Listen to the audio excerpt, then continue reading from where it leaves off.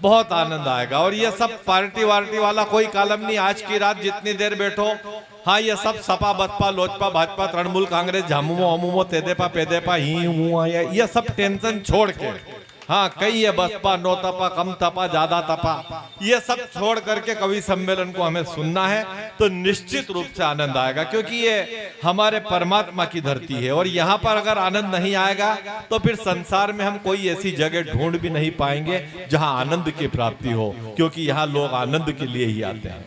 मैं बहुत लंबी यात्रा मद्रास से एक लंबी यात्रा करके 24 घंटे का ट्रेन का सफर करके जो आज हमारे बीच में पहुंचे हैं, मैं बहुत ही मन से, बहुत ही भरोसे से, बहुत ही विश्वास के साथ आप सबकी अदालत में पहले कवि को भेजना चाहता हूं। पहले कवि को क्रिकेट में भी होता है उद्घाटक बल्लेबाज या ओपनिंग बैट्समैन, ऐसा ही एक कवि सम्मेलन में भी होता है। कवि सम्मेलन को जमाने के लिए, कवि सम्मेलन की नींव को मजबूत करने के लिए, ताकि फिर उस मजबूत नींव के ऊपर ये बाकी के सरस्वती पुत्र, ये बाकी के कविता के कारीगर जिस मंदिर का निर्माण करे वो मंदिर टिका रहे बरसों तक, सदियों तक। ये कवि सम्मेलन आपको याद रहे कई दिनों तक। ऐसी नींव को मजबूती देने वाले कवि का नाम है मनोज मद्रासी। जोरदार तालियां बजा करके स्वागत करें मनोज। आप सभी को प्रणाम करता हूं। इतने अच्छे आयोजन के लिए समिति को बधाई देता हूं। सम्माननीय मनोज कुमार गोयल जी, मफतलाल अग्रवाल जी, मनोज कुमार जी, बिहारी सिंह जी, अशोक नागर जी, कमलेश दवे जी, यहाँ पर सभी जी है। मैं अकेला स्टार प्लस हूँ। सामने छोटे छोटे बच्चे बैठे हैं। मफतलाल जी कह रहे थे बच्चों को पीछे बिठाओ क्या, मैंने कहा बच्चों को सामने बैठे दो, बच्चे बड़े बुद्धिमान होते हैं। मैं आपको सिद्ध करके बताता हूँ बच्चे कितने बुद्धिमान होते हैं। कोरोना के बाद जब पहली बार स्कूलें खुली तो एक मास्टर जी क्लास में गए, जो पुराने मास्टर थे उनका देहांत हो गया, तो नए मास्टर आए थे। नए मास्टर ने बच्चों से पूछा, बोले बेटा इस क्लास में जो कोई बेवकूफ है वो खड़े हो जाए। तो एक लड़का खड़े हुआ, बोले अच्छा। बोले बेटा तू बेवकूफ है? बोले नहीं गुरुजी, आप अकेले खड़े थे, मुझे अच्छा नहीं लग रहा था। हंसी को ढूंढे, बड़ी संख्या में माताएं सामने बैठी हैं। हंसने में थोड़ा समय लगता है, तब जाके किसी ने 4 पंक्तियां लिखी है कि गंभीरता के साथ बहुत जी न पाओगे, बढ़ जाएंगी ये उम्र गर मुस्कुराओगे, माचिस तुम्हारे हाथ में है, अब तुम ही तय करो दिए जलाओगे या घर जलाओगे। मुझसे सम्माननीय मफतलाल अग्रवाल जी ने कहा कि बड़ा कवि सम्मेलन का इतिहास रहा है। मैंने सम्माननीय गोयल बाबूजी से पूछा भी, मैंने कहा बाबूजी सारे कवि गोरे चिट्टे बुलाए, एक ब्लैक किस क्यों बुलाया? तो बाबूजी ने मुझे कारण बताया। बोले मद्रासी जी बात ऐसी है, बचपन में माँ अपने बच्चों को काला टीका लगाती ताकि बच्चों को किसी की नजर ना लगे। मैंने कहा गोयल बाबूजी उससे मेरा क्या संबंध? बोले हम भी चाहते थे आज के कार्यक्रम को किसी की नजर ना लगे, इसलिए तुम्हें बुलाया है। मैं भी चाहूंगा आप सभी को किसी की नजर ना लगे, आप सभी दिन दोगुनी रात चौगुनी तरक्की करें और खूब नाम कमाए। पर बाबूजी आप सभी बुद्धिमान यहाँ विराजमान है। इतिहास के पन्ने पलट के देखना, जो लोग दिखने में काले हैं उन्होंने बहुत नाम कमाया। Kofi Annan, Nelson Mandela, Barack Obama, Abdul Kalam, Manoj Madrasi. भले आप अच्छा सुन रहे, आनंद ले, बच्चों को सामने बैठने दे, बच्चे बुद्धिमान होते हैं। मैं आपको सिद्ध करके बताऊंगा भी। आदरणीय गोयल बाबूजी, एक लड़का तो 3 दिन तक स्कूल में नहीं आया। 3 दिन का जब वापस स्कूल में नहीं आया तो मास्टर जी उसके घर पहुंच गए। मास्टर जी ने देखा बच्चा स्कूल घर में बैठ के पापड़ बेल रहा था। मास्टर जी ने बड़े मासूम सवाल करते हुए कहा, बोले बेटा 3 दिन हो गए तो स्कूल में नहीं आया, घर में बैठ के पापड़ बेल रहा है, बात क्या है? बोले गुरुजी 3 दिन पहले आपने ही कहा था जिंदगी में बड़ा बनने के लिए बहुत पापड़ बेलना पड़ता है। जो पापड़ सम्माननीय अग्रवाल जी ने बेले, जो गोयल जी ने भेजे, बाकी सब ने भी बेले। मेहनत के सिवा जिंदगी में कुछ नहीं मिलता। आप सब ने मेहनत की है, पूरे समिति को बधाई देता हूँ। और इस मंच की 4 पंक्तियां पढ़ के इस कवि सम्मेलन का आगाज करता हूँ कि रमेश कक्षा में देरी से आया, होमवर्क भी करके नहीं लाया, आते ही सो गया। अध्यापक बोले बेटा क्या हो गया? इस कदर कक्षा में देरी से आओगे भविष्य में कुछ भी नहीं बन पाओगे। तो रमेश बोला गुरुजी सुनो जन की, करो मन की, ऐसे हमारे बुजुर्ग बतलाते थे। अमेरिका में जब वर्ल्ड ट्रेड सेंटर गिरा तो वही लोग बचे जो देरी से ऑफिस आते थे। हंसी आसपास बिखरी पड़ी है, उसे कलेक्ट करने का तरीका चाहिए। जब हम मथुरा पहुंचे आदरणीय गोयल बाबूजी, तो सम्मान्य मफतलाल अग्रवाल जी हमको उनके घर लेके गए, बोले चाय पीने के लिए साथ में चलो। हम सारे कवि चाय पीने के उनके लिए घर गए। सम्मान्य अशोक नागर जी ने चाय पी, कप उल्टा रखा। मैंने सोचा देश के बड़े कवि है इसलिए ऐसा कर रहे होंगे। संगीता सरल जी ने चाय पी, कप सीधा रखा। मैंने सोचा देश की बड़ी कवित्री है इसलिए ऐसा कर रही होंगी। मैंने भी चाय पी, कप टेढ़ा रखा। मफतलाल अग्रवाल जी ने तीनों को गौर से देखा। अशोक नागर जी से पूछा, बोले बाबूजी आपने कप उल्टा रखा, इसका क्या मतलब है? सम्मान्य अशोक नागर जी ने कहा, बोले अग्रवाल जी मुझे शुगर है, मैं ज्यादा चाय नहीं पीता, ये उल्टे कप का मतलब ये है मुझे अब चाय नहीं चाहिए। उन्होंने संगीता सरल जी से पूछा, बोले दीदी सीधा कप का क्या मतलब है? तो संगीता दीदी ने कहा, बोले सर चाय बहुत अच्छी बनी, मुझे और चाय चाहिए, सीधे कप का मतलब ये है मुझे चाय और चाहिए। उन्होंने मेरी तरफ देखा, बोले मद्रासी जी टेढ़े कप का क्या मतलब है? मैंने को सोचा तो नहीं था, मैंने दिमाग से काम लिया। मैंने कहा मफतलाल जी इसका मतलब ये है अगर चाय होंगी तो दो, नहीं तो रहने दो। हंसी को ढूंढे 4-6 पंक्तियां वहां पढ़ता हुआ आनंद ले कि पिताजी अपने बेटे को आदर्श बालक होने के गुण सिखला रहे थे। पिताजी अपने बेटे को आदर्श बालक होने के गुण सिखला रहे थे। अपनी छोटी उम्र में कौन कौन क्या क्या कर गया यह बतला रहे थे। पिताजी ने कहा, बेटा तेरी उम्र में संत ज्ञानेश्वर महाराज ने ज्ञानेश्वरी लिख डाली, तेरी उम्र में सम्राट अकबर ने राजगद्दी संभाली, और तेरी उम्र में शिवाजी महाराज ने तोरणगढ़ किला जीता और दुश्मनों की ओर बढ़ गए थे।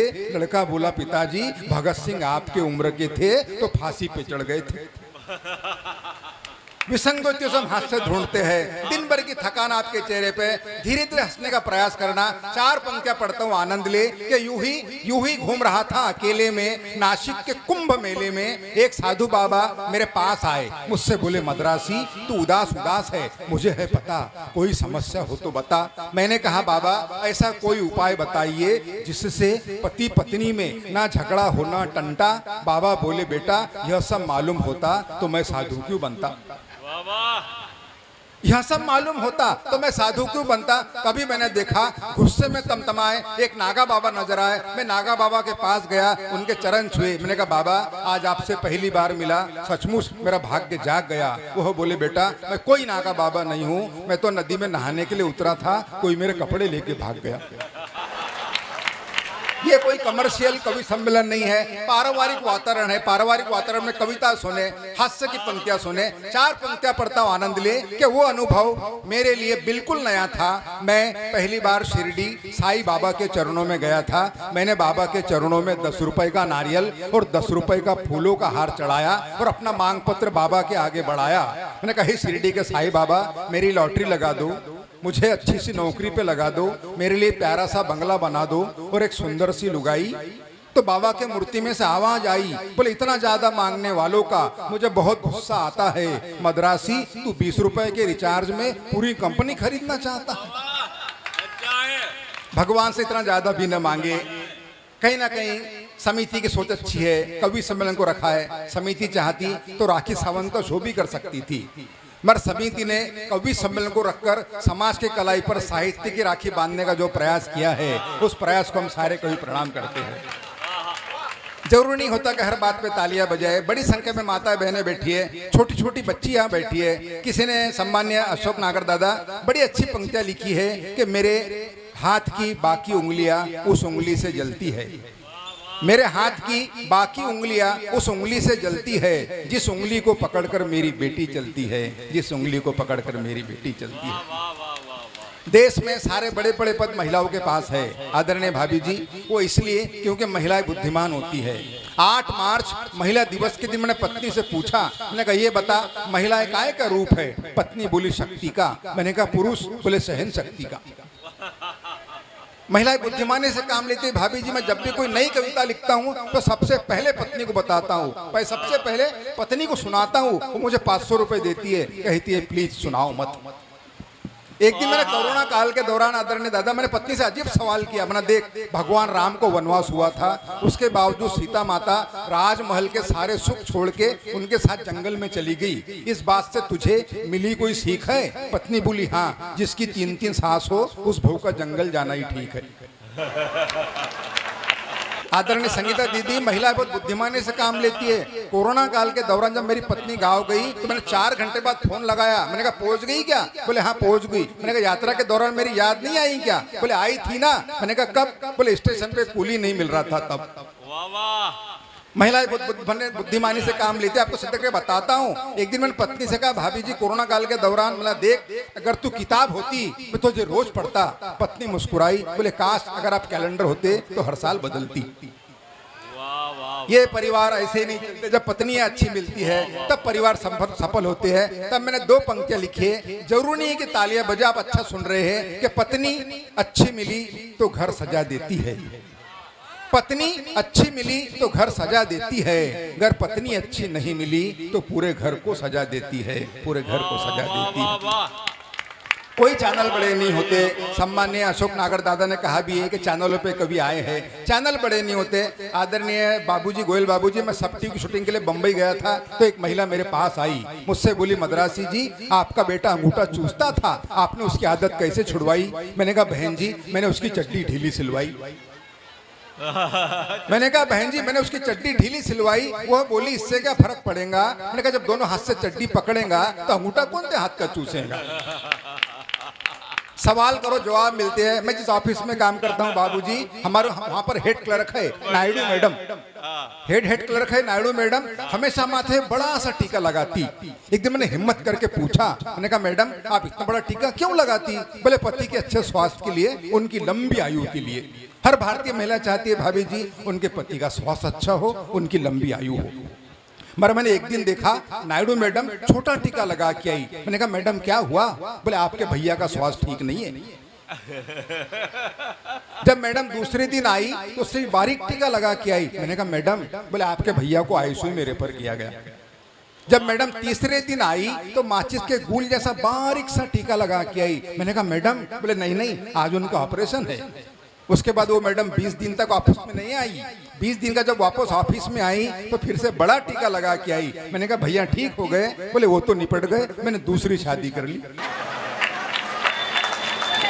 मैं इस मंच का पहला कवि हूँ और आप सभी जानते हैं परिवार में जो पहला व्यक्ति आता है, बच्चा आता है, वो खुशियां लेके आता है, गम के बादल नहीं। मैं 4 पंक्तियां पढ़ता हूँ आनंद ले कि बस में सफर करते हुए एक महिला ने कंडक्टर से पूछा बस में कितने घंटे रहते हो भाई? कंडक्टर हाजिर जवाब था, बोला 14 घंटे सरकारी बस में रहता हूँ और 10 घंटे पत्नी के बस में रहता हूँ। 14 घंटे सरकारी बस में और 10 घंटे पत्नी के बस में रहता हूँ। मुझे मेरा पता है कैसे सहता हूँ, कभी इसके कभी उसके बस में रहता हूँ, कभी इसके कभी उसके बस में रहता हूँ। वाह वाह वाह। आपकी कमजोर तालियों के लिए बहुत बहुत धन्यवाद। हमें सम्माननीय अग्रवाल जी ने पहले ही कहा था बहुत अच्छा ऊंचा सुनने वाले लोग हैं, इसलिए हम ऊंचा पढ़ने का प्रयास भी कर रहे हैं। थोड़ी देर पहले तो एक लड़का आके मिला, बोले मद्रासी जी थोड़ा ऊंचा पढ़ना, मेरे दादा थोड़ा कमजोर सुनते हैं। आइए हम ऊंचा पढ़ने का प्रयास करेंगे। आदमी, सम्मान्य गोयल बाबूजी यहाँ बैठे हैं, पूरी समिति यहाँ विराजमान है। आदमी जैसा दिखता वैसा होता नहीं है। मैं आपको सिद्ध करके बताता हूँ। 6 दिन पहले मेरे एक दोस्त का फोन आया, बोले घर में प्रसाद के लिए आओ। मैं घर पहुंचा तो उसका बेटा सामने आया, बोले अंकल नमस्ते, लो पानी पियो। मैंने कहा बेटा तेरा नाम क्या है? बोले अंकुश। मुझे बहुत खुशी हुई, कितना अच्छा नाम है अंकुश। मैं पानी पी रहा था तो एक बच्ची सामने आई, बोले अंकल नमस्ते। मैंने मित्र की तरफ देखा, मित्र बोला ये मेरी छोटी बेटी प्रगति। मैंने कहा गजब कर रहा है, तू पहला आदमी है जो अंकुश के बाद प्रगति कर रहा है। वाह वाह वाह वाह। विसंगतियों से हंसी निकल के आती है। अच्छा सुन रहे आप, अच्छा सुने, तालियों की मैं आप बिल्कुल उम्मीद नहीं करूंगा। मैंने कहा गजब कर रहा है, तो पहला आदमी है जो अंकुश के बाद प्रगति कर रहा है। आदरणीय गोयल बाबूजी आप एडवोकेट है, मेरा एक दोस्त एडवोकेट है, एक डॉक्टर है, हम तीनों साथ में बैठे थे। मेरे डॉक्टर दोस्त ने अनायास ही कह दिया, बोले हम डॉक्टर है, सफेद कोट पहनते, कितने अच्छे दिखते, तुम वकील हो, काले कोट क्यों पहनते? मेरा वकील मित्र नाराज हो गया। वह बोला हम काले कोट थोड़ी पहनते, हमारे कोट भी पहले सफेद थे, वो तो हमारे कारनामे देखकर काले हो गए। विसंगतियों से हास्य निकल कर आता है। अच्छी बातें सुनने का प्रयास करें। मुझे एक अच्छी घटना याद है, आजकल बाबाओं का जमाना है। एक ट्रेन में बाबा जा रहे थे तो टीसी ने उनसे पूछ लिया, बोले बाबा कहाँ जा रहे? तो बाबा बड़े जोशो खरोश में थे, आजकल बाबा बड़े जोशो खरोश में है, उत्साह में है। तो बाबा ने भी जोश जोश में कह दिया, बोले बेटा वहीं जहाँ भगवान राम पैदा हुए थे। बोले बेटा वहीं जहाँ राम पैदा हुए थे। तो टीसी ने कहा, बोले अच्छा बाबा आप अयोध्या जा रहे हैं? बोले हाँ बेटा अयोध्या जा रहा। बोले टिकट बताओ। बोले बेटा टिकट तो नहीं है। तो उस टीसी ने 2 पुलिस वालों को बुलाया। बोले बाबा चलो। बोले बेटा कहाँ? बोले वहीं जहाँ कृष्ण पैदा हुए थे। जैसा दिखता वैसा होता नहीं बाबूजी। कई तरह के बाबा हुए, आधे से ज्यादा बाबा जेल में है, 2-4 बाबा बाहर है, पर सभी बाबा बुरे नहीं होते। एक बाबा तो बेचारे बहुत अच्छे हैं, जिन्होंने सभी से कहा योग करो योग करो योग करो। हम सब लोग योग करने में लग गए, बाबा उद्योग करने में लग गए। बाबा कहीं ना कहीं विचारों का मिलना जरूरी है। आपके विचार अच्छे थे, आपने कवि सम्मेलन को रखा, संगीता सरल जी ने इतनी अच्छी माँ सरस्वती की वंदना की, इतना अच्छा गीत गाया। और आजकल फिल्मों में वैसे गीत नहीं बचे, न जाने कैसे कैसे गीत आ गए। दिल है कि मानता नहीं, दिल तो पागल है, दिल कमीना है। पर ये दुनिया, आदरणीय गोयल बाबूजी पूरी समिति सुन ले, ये दुनिया दिल से नहीं चलती, विचारों से चलती है। विचार मिलना चाहिए। मेरा एक दोस्त है जिसने कसम खाया कि जिंदगी में कभी शादी नहीं करूंगा। एक दिन सुंदर सी महिला के साथ दिखा, इसके पहले कि मैं कुछ बोलूं उसने ही कहा ये तेरी भाभी है पगले। मैंने कहा तूने तो कसम खाया था कभी शादी नहीं करूंगा। बोले हाँ, इसने भी कसम खाई थी कभी शादी नहीं करूंगी। दोनों के विचार मिले, फिर हमने शादी कर ली। मैंने कहा कब हुई शादी? बोले 3 साल हो गए। मैंने कहा बाल बच्चे? बोले बिल्कुल नहीं है। मैंने कहा क्यों? बोले विचार नहीं मिल रहे। वाह वाह। एक दिन दोनों सुबह सुबह कहीं जा रहे थे, काफी खुश नजर आ रहे थे। मैंने कहा कोई खुशखबर दे रहे हैं? बोले हाँ, हम तलाक ले रहे हैं। तब मैंने 4 पंक्तियां लिखी आनंद ले कि मित्र की असफल शादी के बाद जब सफल तलाक हुआ, तब तलाक के दस्तावेज पे दस्तखत के लिए मित्र के पत्नी ने मित्र से पूछा आपके पास पेन है क्या? मित्र के पत्नी ने मित्र से पूछा आपके पास पेन है क्या? मित्र सहजता से बोला बिछड़ते हुए भी तुमने किन शब्दों को छुआ है? अब पेन की क्या कमी है? सारा पेन तो तुम्हारा ही दिया हुआ है, सारा पेन तो तुम्हारा है। आइए, मैं मंच का पहला कवि था। मेरा दायित्व तो आपको हंसाने का, जैसा दिखता बाबूजी वैसा होता नहीं है। मैंने 4 पंक्तियां लिखी आनंद ले कि दारूबंदी पर मंत्री जी का भाषण। भाषण के बाद कुछ कार्यकर्ता मंत्री जी के पास आए। बोले सर आपने दारूबंदी पर अच्छा भाषण दिया है, जनता का दिल जीत लिया है। तो मंत्री जी हंसकर पीए से बोले देखा मैं जनता की नस टटोल लेता हूँ, सच बात तो ये है पीकर भी अच्छा बोल लेता हूँ। हम विसंगतियों से हाथ ढूंढने का प्रयास करते हैं सर। अच्छी बातों को सुने। ये भगवान कृष्ण की नगरी, अच्छे संस्कारों की नगरी है। मुझे एक अच्छी घटना याद है, संगीता दीदी सुनना। उधर एक साधु बाबा मोहल्ले में आए, एक लड़के से पूछा, बोले बेटा अपने मोहल्ले में भगवान कृष्ण का मंदिर कहाँ है? तो लड़का बेचारे स्कूल जाने के फिराक में था। बोले महाराज जी आप ऐसा करो, आप सीधा जाना, सीधे जाके बाएं पलटना, बाएं पलटना एक बड़ा सा जो मंदिर दिखेगा वही भगवान कृष्ण का मंदिर है। तो महाराज ने कहा बोले बेटा तू शाम को क्या करता? बोले कुछ नहीं। बोले महाराज जी खेलते रहता। बोले बेटा शाम को मंदिर में आ भगवान कृष्ण जी के, वहाँ मेरा प्रवचन है। उस लड़के ने मासूम से पूछा, बोले महाराज आप प्रवचन में क्या करते? बोले बेटा मैं स्वर्ग में जाने का रास्ता बताता हूँ। बोले महाराज जी मैं बिल्कुल नहीं आऊंगा। बोले क्यों? बोले आपको ढंग से भगवान कृष्ण के मंदिर का रास्ता नहीं मालूम, आप स्वर्ग जाने का रास्ता बता रहे। जिसे जो रास्ता मालूम रहे उस रास्ते पे चले। कोरोना काल के दौरान बाबूजी न जाने हमारी हंसी कहाँ गई। तब मैंने एक सार्थक पंक्तियां लिखी आनंद ले। उसके बाद एक कविता पढ़ के इस मंच से मैं बैठ जाऊंगा कि कोरोना काल के दौरान पंक्तियों का आनंद था कि अखबार में विज्ञापन छपा था क्या आप तनावग्रस्त हैं? सम्मान्य अग्रवाल जी पंक्तियों का आनंद ले कि अखबार में विज्ञापन छपा था कि आप तनावग्रस्त है, 100% गारंटी, तनाव से मुक्ति पाइए, हमारे शिविर में आइए। मैं शिविर में पहुंचा, काफी भीड़ थी। एक आदमी कुर्सी पे बैठकर कुछ लिख रहा था मगर तनाव में दिख रहा था। मैंने पड़ोस में बैठे व्यक्ति से कहा उसे देखिए शिविर में आकर भी कितने तनाव में दिखता है। पड़ोसी ने कहा धीरे बोलिए, वही आज के वक्ता है। जहां वक्ता ही परेशान हो वहां आसपास से हंसी को ढूंढे। तब किसी ने 2 अच्छी पंक्तियां लिखी है कि फांसी पे चढ़ते हुए कैदी से न्यायाधीश ने कहा अपनी अंतिम इच्छा बताइए। कैदी बोला जज साहब मेरे बदले आप लटक जाइए। मैं जिस क्षेत्र से आया हूं सम्मान्य मफत भाई जी, वहां पे इस तरह के सांस्कृतिक कार्यक्रम होते नहीं। वहां तो जो भी कार्यक्रम होते सब नक्सलवादी करते। मेरे दादाजी, मेरे पिताजी, मेरे बड़े भाई सभी पुलिस विभाग में है। हमारे खानदान में मैं अकेला कवि हूँ। कभी कभी तो मेरे पिताजी मुझे गौर से देखते, आखिर गलती हुई कहाँ। एक दिन मेरे पिताजी ने मुझसे कहा, गोयल बाबूजी, बोले बेटा कवि सम्मेलन तो रात में रहते, दिन में पुलिस की नौकरी कर ले। मैंने कहा बाबूजी ठीक है। मैं पुलिस के भर्ती में गया तो कमिश्नर साहब ने मुझे ऊपर से नीचे तक देखा और बोले क्यों रे मद्रासी, तेरे हाथ अगरबत्ती पैर मोमबत्ती, फिर भी तो होना है पुलिस में भर्ती। तो मैंने कमिश्नर साहब से कहा, मैंने कहा साहब मेरा सिर्फ इतना है कहना, मैं तो ये बताने आया कि मेरे भरोसे पे मत रहना। वो साहब मुस्कुराए, एक कांस्टेबल को बुलाए, उसके हाथ से टेप लिया, मेरे छाती से लगाया, बोले मद्रासी छाती फुलाओ। मैं अपनी छाती फुलाई, बोले बताओ देश के लिए क्या कर सकते हो। मैंने कहा कमिश्नर साहब मैं अपने देश के लिए अपने खून की आखिरी बूंद तक दे सकता हूँ। साहब खुश नहीं हुए, फिर टेप खींचा, थोड़े ऊपर लगाया, बोले मनोज छाती और फुलाओ। मैंने अपनी छाती और फुलाई, बोले बताओ देश के लिए क्या कर सकते हो। मैंने कहा साहब मैं अपने देश के लिए अपनी जान तक दे सकता हूँ। साहब खुश नहीं हुए, फिर टेप खींचा, थोड़े ऊपर लगाया, बोले मद्रासी छाती और फुलाओ। अपनी छाती और फुलाई, बोले चलो अब कोई ऐसी बात बोलो जिससे हमारी भी छाती फूल जाए। मैंने कहा सर 2 लाख तक दे सकता हूं। साहब ने तुरंत कहा सिलेक्ट। उतने में एक कांस्टेबल आया, बोले आपका चयन हो गया मद्रासी जी, आपको 30,000 रुपए महीने की तनख्वाह मिलेंगी, पहनने के लिए 2 वर्दी मिलेंगी और एक क्वार्टर। मैंने उस कांस्टेबल से कहा आज संडे का दिन है, एक क्वार्टर में क्या होता। मैं गोयल बाबूजी पुलिस में भर्ती तो नहीं हुआ, पर मैंने वहां से 4-6 पंक्तियां उठा के लाई, आनंद ले। कल्पना करे कि रात का समय कोई ऐसा प्रसंग सामने आ जाए कि रात में गश्त के दौरान रास्ते में सो रहे कुत्ते को पुलिस वाले ने डंडे से मारा, कुत्ते ने गुर्रा के देखा और चुप हो गया बेचारा। मैंने कुत्ते से कहा अरे पुलिस वाले ने तुझे डंडे से मारा कि तेरे मन में उसे काटने के भाव नहीं जगे। कुत्ता बोला जगे मगर पुलिस वाले के मुंह कौन लगे।